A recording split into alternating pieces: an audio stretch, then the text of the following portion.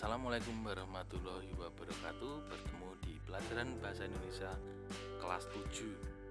Sekarang kita memasuki KD 4.2, menulis teks deskripsi. Kemarin kita sudah belajar struktur teks deskripsi, kemudian pokok-pokok teks deskripsi, kemudian segi kebahasaan teks deskripsi. Hari ini kita akan menulis teks deskripsi. Anak-anakku, untuk menulis teks deskripsi ada 5 langkah yang harus kita lalui.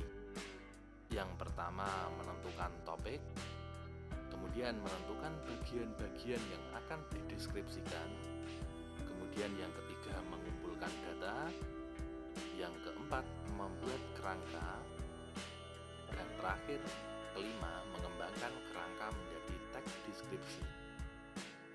Langsung saja kita yang pertama, menentukan topik. Langkah pertama untuk membuat teks deskripsi adalah menentukan topik. Seperti yang sudah kita pelajari kemarin, topik dalam teks deskripsi itu bersifat khusus. Misalnya, kemarin kita membahas pantai.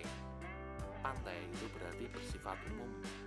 Berarti teks deskripsinya harusnya misalnya Pantai Parangtritis, Pantai Pangandaran, atau misalnya Gunung Merapi, Gunung Bromo, misalnya seperti itu. Kalau ini contohnya rumah, berarti rumahku. Objek teks deskripsi adalah bersifat khusus. Sekolah itu berarti umum, berarti misalnya sekolahku, atau di sini SMP Negeri 3 Pakem, misalnya seperti itu. Atau misalnya ibu itu bersifat umum, misalnya ibuku. Kemudian teman berarti dikhususkan, misalnya si Tina, Anton, Budi, seperti itu. Atau binatang, misalnya kucing peliharaanku. Setelah kita menentukan topik yang bersifat khusus, langkah yang kedua adalah mencatat bagian-bagian yang akan dideskripsikan. Misalnya, Bapak akan membuat teks deskripsi dengan objek rumah. Berarti kita sebelum mencatat apa yang akan dideskripsikan, kita buat dulu strukturnya. Struktur teks deskripsi ada 3 ya: identifikasi, deskripsi bagian, kesimpulan, dan kesan atau kesan. Identifikasi itu berarti membahas objek tapi dari luar objeknya. Misalnya sejarahnya, terletak di mana, seperti itu. Deskripsi bagian itu berarti membahas objek dari dalamnya, berarti kita sudah sampai objeknya. Kemudian kesimpulan itu berarti kesan yang timbul setelah kita melihat objek tersebut. Lanjut, mencatat bagian yang akan dideskripsikan. Di sini contohnya rumahnya Bapak. Identifikasi berarti membahas rumah dari luar rumahnya. Itu berarti bisa lokasinya di mana, sejarah berdirinya rumahnya. Atau misalnya pasar Pakem, itu berarti lokasinya di mana, sejarah dari pasar Pakem itu.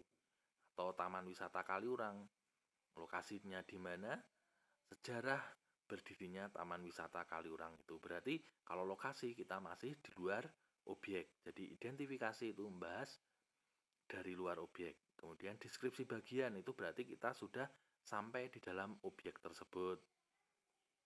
Di sini kalau rumah berarti yang pertama itu halamannya.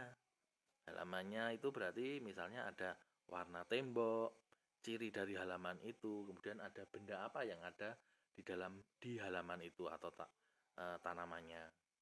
Kemudian setelah halaman berarti misalnya masuk ke ruang tamu, ada warna apa, ada benda apa yang ada di ruang tamu itu, ada ciri apa di ruang tamu itu. Kemudian deskripsi bagiannya bisa masuk setelah ruang tamu, ruang tengah. Apa ciri dari ruang tengah tersebut? Apa warna temboknya? Benda apa yang ada dalam ruang tengah tersebut? Kemudian ruang belakang sama seperti itu. Atau misalnya objeknya pasar, berarti di sebelah sisi kanan pasar itu ada apa. Jadi kalau pasar kan misalnya Sisi kanan itu penjual buah, sisi kiri itu penjual makanan, kemudian sisi belakang itu penjual baju. Kemudian kesimpulan itu berarti kesan kalian. Setelah mencatat bagian yang akan dideskripsikan, berarti kita mengumpulkan data dari kerangka ini. Misalnya rumah, kita kumpulkan data apa yang kita ketahui tentang rumah tersebut. Menjadi seperti ini. Nah, kerangka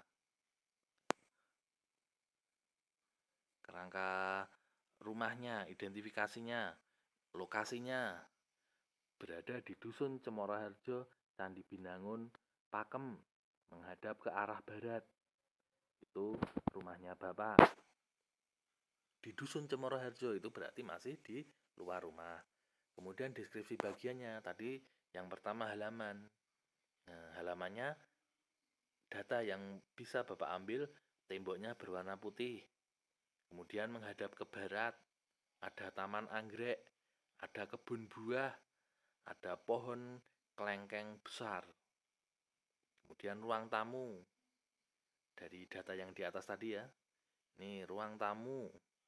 Nah, ruang tamunya data yang bisa diambil apa? Berwarna kuning. Kemudian luasnya 4 kali 8 meter persegi. Kemudian ada sofa merah. Kemudian ada televisi dan koleksi buku.